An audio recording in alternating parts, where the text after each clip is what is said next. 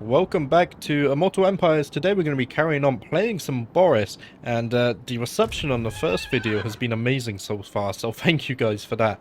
But let's go ahead and give Boris an upgrade because he does have a level up unlocked. Let's see, what should we go and give him? I don't think we need anything on the top right now. Let's carry on and give him some more hit points. Should make him last longer in battle. We probably could go down the red tree, but we don't have many war sleds right now anyway. So let's at least try and make Boris himself kind of unkillable. And I think we're going to go ahead and march towards the burning monolith. The plan was to go to the burning monolith and then of course go over to the port of secrets. I think we have enough turns to do that. So let's make our way over there. They do have a military presence. So we'll have to see how strong that is. If we park ourselves here, let's see. The army isn't too big, so that's absolutely fine. Let's get a bit closer there. And I just noticed Boris does indeed have his mount now. You can't rotate the map, can we? We can, but I don't want to mess up the map rotation. I get used to it in the default rotation. So we're going to go up there, and I just realized that was probably a silly move. We're actually taking... it's a tiny bit of attrition damage, not too much. Why are we taking... due to buildings in the local area. Okay, that makes sense. Let's see, can we do any upgrades? We can upgrade the roadhouse here. So let's go ahead and do that. That gives us an extra 20 growth. And then what I might also do, if we go over here, we could also build the farmstead, get another 10 growth, get a tiny bit of income as well. It's only 575 gold. I think I might go ahead and do that. And we really are overloading on the food until we can get to that tier 4. Is it optimal? I don't know. But we want to have some fun with the war sleds. Now let's go ahead and skip this. Do we have any diplomacy for this turn? We don't. Cracker Track, still neutral. I don't think they're going to want a non-aggression pact with us anytime soon. But let's go ahead to turn 11. The Brayherds come, finally. It only took 11 turns for something interesting to happen on the end turn here. The Blooded Axe Tribe. Out of the forests they emerge, the horned beasts that stand upright in a vile parody of man. They are the Cloven Ones, the children of chaos, and they have come for us to tear down our civilization. The war herds are migrating and destroying anything in their path. Defend yourselves from the beastmen's wrath. And where are they? They've spawned right next to us. So if we wanted to, we could try and take them out when we go west as well. So that's good there. Let's go ahead and upgrade Theodore though, because he's also unlocked a rank up as well. And what should we get for him? We already have replenished troops as high as we could go. We could give us some missile resistance, or we could give him some weapon strength. I think if we upgrade his ability in personal combat... What's this? Enduring Devotion.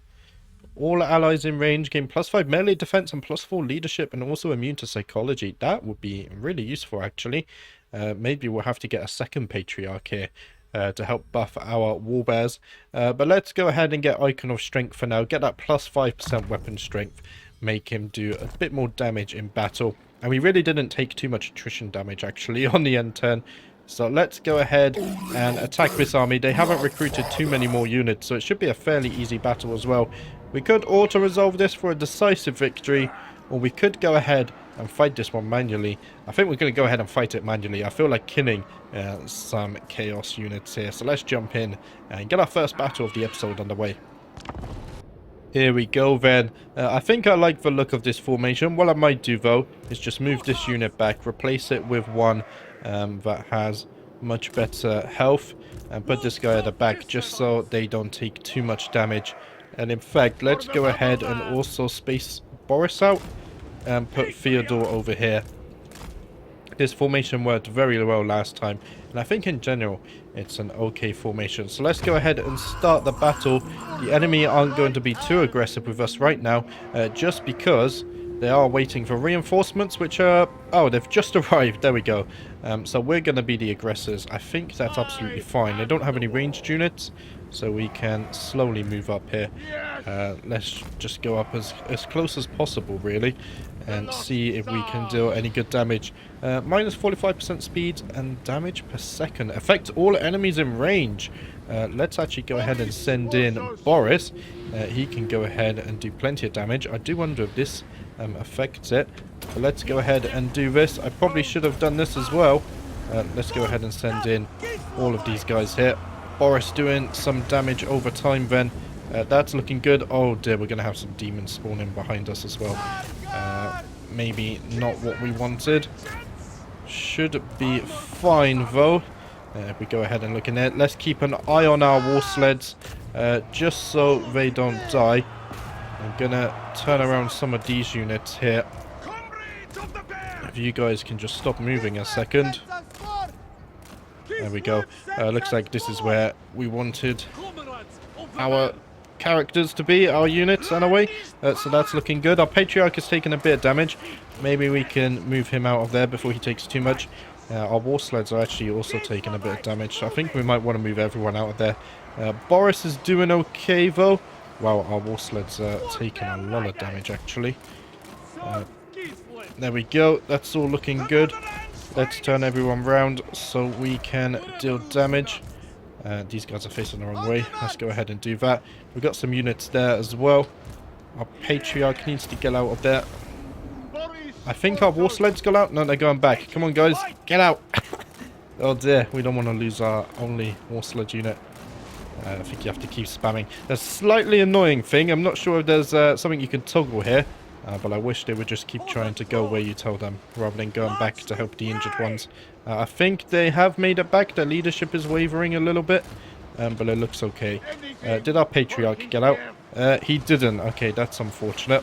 Hopefully we're still doing plenty though. Let's turn these guys. They're not exactly facing them, are they?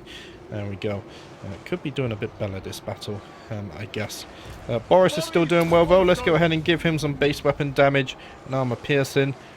He's right in the mixture of enemies there. These guys are also holding kind of well. Our Patriarch has got out, so that's good. Our Patriarch is going to survive, as are our war sleds. So that's good to see. I think 6 seconds and we can cast another Shard Blade, which should do huge damage if we go ahead and look at this. Let's go ahead and get a close-up of Boris here. I don't think he has any animations because he's on the back of his mount there. But that should be doing damage over time. You can see the health bars ticking down. That does a lot of damage actually. And of course that's going to be better the more what's the word I'm looking for? The more enemies that are around him, of course. So our Patriarch did manage to make it back out. So let's go ahead and put him there. We can give our units nearby some effects here. What does that do? Melee attack and charge bonus. There we go. Let's put him here. These guys can get some bonus melee attack. The war sleds are doing okay. We've got to keep an eye on them. Boris has taken a lot of damage suddenly. I might have to bring Boris out. Let's try and get him to safety. These guys here. If you just turn and face them, that would be cool. You guys can engage here. That's beautiful. I think we've almost done enough here, though, to get the victory. This Targuard's looking a bit damaged. But it should be fine. Boris is back to safety as well. That's nice to see. Our war sleds also managed to do their job. So let's get them back to safety because there's more enemies coming in here. And we're going to have to turn these guys around. Let's have them deal with this. This Targuard looking a bit damaged. I might move this Targuard back now. I don't want to lose them. For it looks like the leadership is wavering, so we might have the victory there. It might have been better to auto-resolve this battle. I'm not too sure. But we didn't lose any units, even though we were very reckless with our Patriarch. I think we need to buff him up a bit more before we can just charge him into battle like that. A close victory. Did it give us a decisive victory in auto-resolve? I think so. But let's jump straight back to the campaign map. Before we go back to the campaign map, actually, if we go ahead and look at the kills, plenty of our units getting involved. So far, our army does work very well together, and I really don't think it was worth sending in the Patriarch. He got 1 kill, and he almost died, so not the best there. Boris did pretty well, though, but he did take a lot of damage eventually. But now, let's go back to the campaign map. So there we go then, 3,100 XP, 3,200 gold, and another 37 devotion. Looking very nice. We will go ahead and occupy this. We gain a veteran warrior, +2 recruitment rank for infantry units in the Lord's army. That could be nice. Also a potion of strength. Of course, it has 1 use. It lasts 33 seconds, and it gives us +50% base weapon damage and +50% armor piercing weapon damage. If we could combine that with Boris's ability, we could get some insane burst damage off on him there. And we do have our first province secured, and we have destroyed the Bloody Sword. So the Bloody Sword have been obliterated. There is nothing left apart from the echoing laughter of thirsting gods. So that's a very nice turn there. And the replenishment doesn't actually look too bad. So I think we got off a bit lucky there. Maybe we need to be a bit more careful going forwards. Now, Boris doesn't have any replenishment in his blue tree, which is a little bit sad. This is the one time I guess I would kind of want it. However, let's go ahead and give him Foe Seeker. So an ability, it lasts 25 seconds, gives us plus 25% speed, minus 1% Vigor per second, and then we can go on to some of these abilities to make him a bit tankier. So that's all looking good. And then as for our Patriarch, let's see. I think we're going to go ahead and give him some melee defense. We definitely need to make him a bit tankier. He only has 30 melee defense right now. So if we can get him up to 42, that would be the start of something nice, at least. So we're going to do some replenishment. I think we're not going to combine and recruit here. Save our gold, even though we have 13,000. Save it, because I think war sleds are quite expensive to recruit. What we can do, however, though, is let's go ahead and upgrade the farm, because that gives us an extra 20 or an extra 10 growth, as well as some extra gold. So that's looking good. And then I'm also going to go ahead and build another roadhouse, really trying to maximize our growth potential here. It should work out fine. Let's go ahead and jump in the Ice Court as well. Ice Maidens are attendants to the Tsarina, not yet as accomplished as the more powerful Ice Witches. It is the ambition of every maiden to attain that rank, and so they will look for opportunities to improve whenever they can. So the Ice Witches are the lords, and the Frost Maidens are the heroes, I imagine. What should we get here? We could get Perfect Vigor. So even when performing the most fatiguing actions, this unit never loses Vigor. Or we could get Vanguard Deployment. I don't think Vanguard Deployment is going to be too useful. Unless... Can Warbear Riders get Vanguard Deployment? Let's see. If we go to Building Browser, I don't think they have it by default. They have Resilience, Hide, By Our Blood Causes Fit. Yeah, they don't have it by default. So unless Boris has something in his skills... let's see, as for Tar Guards, Campaign Movement Range, Weapon Strength. Yeah, I don't think we can give them Vanguard Deployment. So let's go ahead and get Perfect Vigor. That way the Ice Maiden here is always able to perform to her best ability. So that's looking good. And we've already checked the buildings this turn. Let's go ahead and give a commandment. Let's see, what did Kislev have? The power of the church, chance of a plague spreading, minus 40% for the armies in province, plus 2 hero recruitment rank. I think in 2 turns we could change it to that. So our Ice Maiden has a nice head start. Minus 5 corruption, minus 25% hero recruitment cost. So we're going to have to change to the power of the church for 1 turn. Recruitment cost minus 10%, local recruitment capacity plus 2. Income from all buildings plus 5. Or plus 4 control and campaign movement range minus 20% for enemy armies starting their turn in this region. Let's go ahead for now and take the income from all buildings plus 5.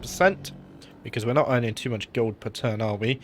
And then what we can do next turn, or the turn after, when we're ready to recruit our Ice Maiden, Frost Maiden, Ice Maiden, Tempest Maiden, we can change things there. Let's go ahead and send a warning to the Beastmen. I really don't want them to be in my lands. I think we could take that army on. Should be fine. I'm always a bit scared of Beastmen. I don't have a good track record against them. But let's go ahead and check the diplomacy. Crackerdrack would now like a non-aggression pact. Maybe they've lost a settlement. So let's go ahead and get that. We get a free 200 gold. It's not much, but it's something. And then, yeah, nothing else can be done here. That's fine. Let's go ahead to turn 12. Oh, Archaon. So we just discovered Archaon, and he has instantly declared war. So we may have to deal with him before we go west and deal with Zinch. Gotrek and Felix. Okay, I thought this was a dwarf-only pop-up.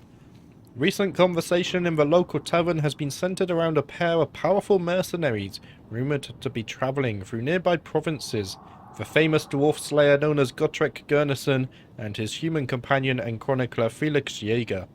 Some in the Empire consider Gotrek and Felix to be outlaws, but the duo are known to have slain some of the most insurmountable adversaries known to the forces of order. Should they be persuaded to join your cause, they would be truly formidable allies. Okay, that adds a nice spin to things.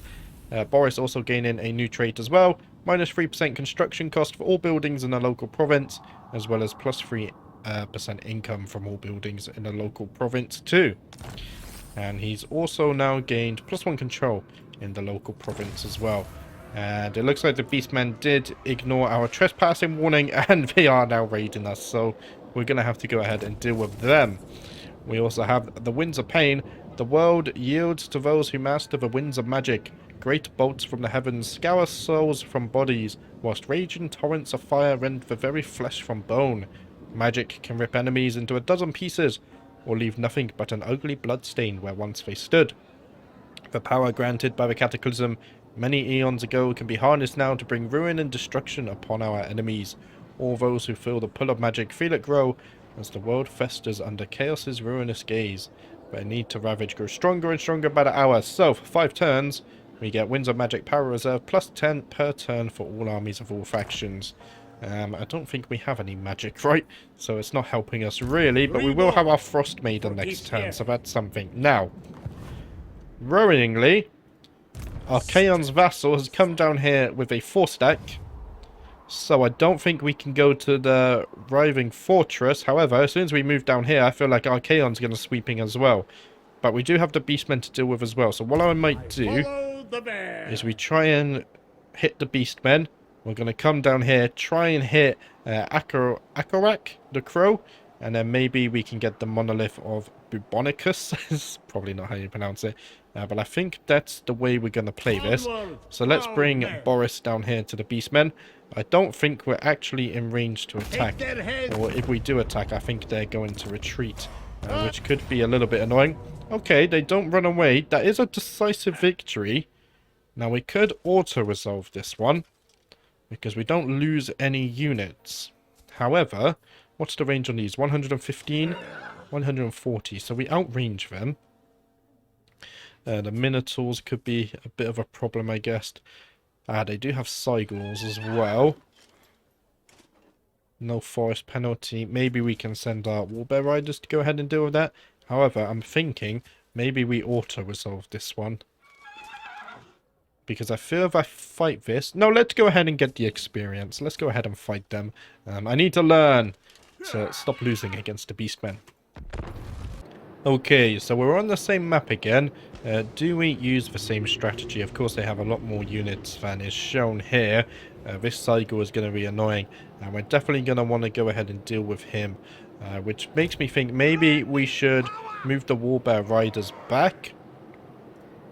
One thing I will do is move the Patriarch back. I don't think he should be on the front. We've learned that lesson. And maybe we should... We need to focus the Cyborg, basically. But let's go ahead and do this. We're going to move everyone up together. Because we need to get within range ASAP. Because they don't really have any ranged units. Hopefully the Cygor doesn't do too much damage to us. And he misses. However, I think he's going to do a fair bit. Did Boris take some damage there? I think he may have taken just a tad. So let's go ahead and just speed it up a little bit. Oh, that was a good hit on the Cossars there. Luckily, he doesn't seem to have too much ammunition, but that's a lot of damage, isn't it?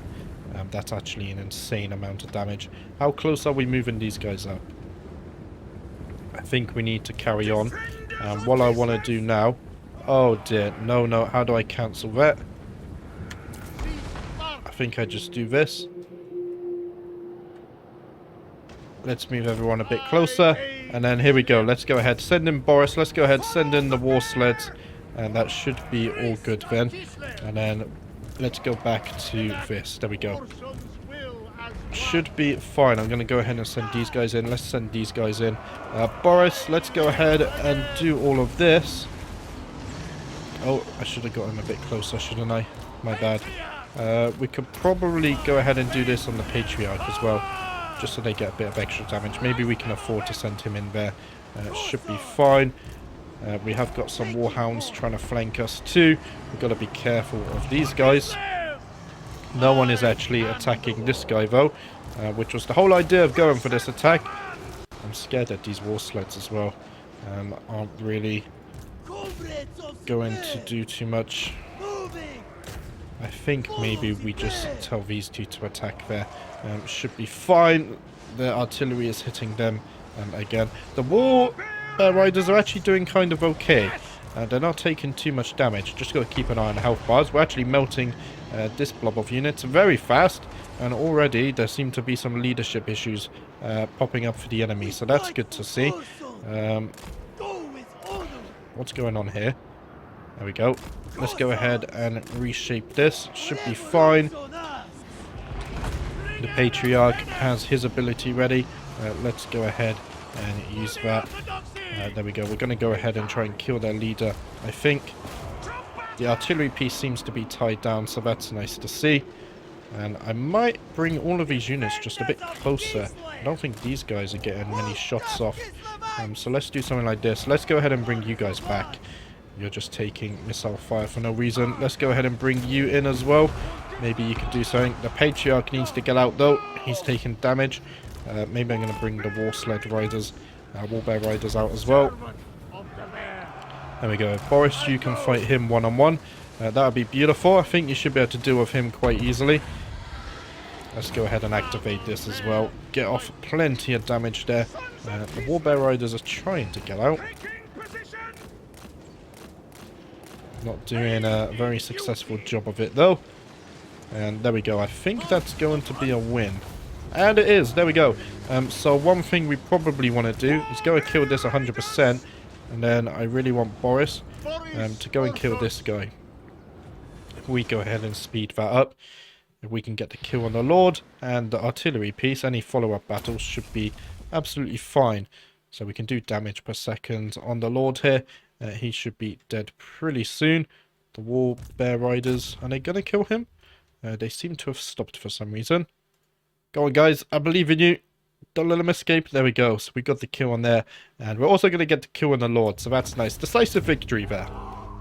There we go. So we lost 72 models. Patriarch's a bit damaged. But overall, I feel like we managed to be spent okay there. And it was all a mental game. They weren't actually too scary with the units they did have. But let's jump straight back to the campaign map. There we go. 1,700 XP, 1,000 gold, and 6 devotion. We also got a Dragon Bane gem. So 35% fire resistance. That could be really useful if we face any more corn units. Do we want to take the replenishment? That is a sizable amount of replenishment. And the fact that we're going to be fighting Archaon's vassal soon, I think we might actually take the 19% replenishment here. That's no small amount. The Beastman army does survive. We could probably follow that up though with another battle. We gain a Knight Squire. Minus 8% upkeep for Targard units. That's going to help us because we do have 2 of those. And we do gain that Dragon Bane gem as well. So that's all looking good. We're not going to be able to attack them this turn, I don't think. We're out of range, which is a bit of a shame. However, if we go over to Boris, we do have a level up. Let's see, we can go ahead and get this. Don't really need that though, do we? And so what we're going to do with Boris is let's go ahead and give him some more melee defense. That takes him up to 71. That's quite a lot. And I also just want to double check all of his equipment. So he has the Shard Blade now, Glittering Scales, Dragon Bane Gem, as well as the Torque. Any ancillaries we're not using? There isn't. Now maybe, I think I'm going to take this off and go ahead and give him the Potion of Strength. I think that would be a good idea. And then for our Patriarch, let's go ahead and give him that Ogre Blade. Let's go ahead and give him the Glittering Scales. Wait, did I just take that off of... I did, I took that off of Boris. Let's go ahead and give him the Feathertail Torque as well. Probably won't be useful, but you never know. And that's all looking good. He's also on his Warhorse mount now as well, which is good to see. Now, we do have our Ice Maiden next turn, so what I'm going to do here is let's go ahead and swap over to the power of the... No, not the church. Is it the power of the church? Ah, yeah, hero recruitment rank +2 and minus 25% hero recruitment cost. So that'll swap over next turn. We can recruit our Ice Maiden, and then we can swap it back. Is there anything we can build? No, we're going to save. Next turn, we can upgrade to tier 3, which is nice. Let's go ahead and check the diplomacy as well, though. You want me? There's nothing here, which is sad, and it looks like Cracker Drac is actually down to 1 settlement now, so I think they're about to be wiped out as well. But let's go ahead to turn 13. Okay, that sucks, because we're gonna lose our recruitment bonus there for the Ice Maiden, so it might be worth waiting until we can recapture this. It's going to be a decisive defeat, a lot of cavalry missiles units there, but ultimately nothing too scary in this army, so I'm confident we can defeat them. That's going to be an auto-resolve though. Let's see how much we were able to weaken that army. Yeah, a fair bit. I think they're going to be able to replenish that vote. Oh, free speech is not a right. The Howling Citadel, a self-proclaimed truth speaker, has been touring the Stanitsus, spreading a message of faithlessness. This blasphemer seduces our citizens into believing that the Great Orthodoxy is merely a political construct, designed to keep them in line. Clearly, nothing could be further from the truth, but we must act. Let's see, we could spend 500 gold, arrange a little accident. The Akshina can resolve this discreetly while he espouses mayhem and heresy. Perhaps a chimney could topple from a nearby rooftop. We will then buy the silence of all who ask questions. I don't know why, but that was really hard to read. Or we could do nothing and have a little talk. If our response is too brazen, there will be those who feel we only prove his point. It would be better to quietly inform him that his current course of action is unwise. Yeah, let's give him a warning. We're not completely unreasonable. Oh dear, truth to power. The free-thinking heretic is, alas, undeterred. He now tells the subjects that we attempted to threaten him into silence. Oh dear. Preposterous. And does he not realize that it is only through faith that the dread taint of chaos is kept at bay? So now what do? We can spend 1,000 gold and make an example of him. We get plus full control for 10 turns. Or we let him speak and get chaos undivided corruption +2. I'm gonna spend 1,000 gold. Make an example of him. If trust is so hard won, then alas, fear it must be. Have our most devout patriarchs flay this treacherous flesh, remove his fingers, and finally burn him alive. There would be doubtless be turmoil, but we can control that. Wow, that's brutal. Let's go ahead and make an example of him, though. We do have another quest. Occupy, loot, raise, or sack 3 different settlements. This famous armor, said to have been bathed in the breath of the bear god, has been claimed by Boris Ursus, yet remains inert. The patriarchs of Ursun's code say that to rouse the armor's blessed power, its true owner must wear it while defending the motherland from its many enemies, and securing the nation's borders from any who would see its populace harmed. As the Red Tsar stands fearless and resolute against Kislev's foes, then surely it cannot be long before the armor of Ursun will prove its quality, and the folk of the motherland will find succor and safety in the wake of Boris Bokker's wrath. So if we complete this quest, we gain 5,000 gold, and the armor of Ursun, which gives us plus 10 armor, enemy hero action success chance minus 10%, wound recovery time minus 1, hopefully we don't have to make use of that, plus 8 melee defense, and a new passive ability that applies when our hit points are below them 50%. We get plus 18% base weapon damage, plus 18% armor piercing weapon damage, and plus 12 melee attack. That is huge. And even more interestingly, Akarak here chose to just sack the settlement and didn't actually occupy it. So we still have our provincial buff, which means we can get our Ice Maiden this turn. And speaking of which, the training has now been completed. Ravara Gospodar has completed her training in the Ice Court and is now ready to be recruited. But sadly, that's all I have time for today. And at the start of next episode, we will go ahead and recruit the Ice Maiden. We're going to kill this vassal here of Archaon. We're going to hopefully kill the Beastmen. It looks like they've actually jumped to the other side of this rock form here. But it looks like we're doing okay, and then we're going to take the fight to Archaon. But that's it for today. Thank you for watching. I will be back tomorrow with another episode, and I shall see you then.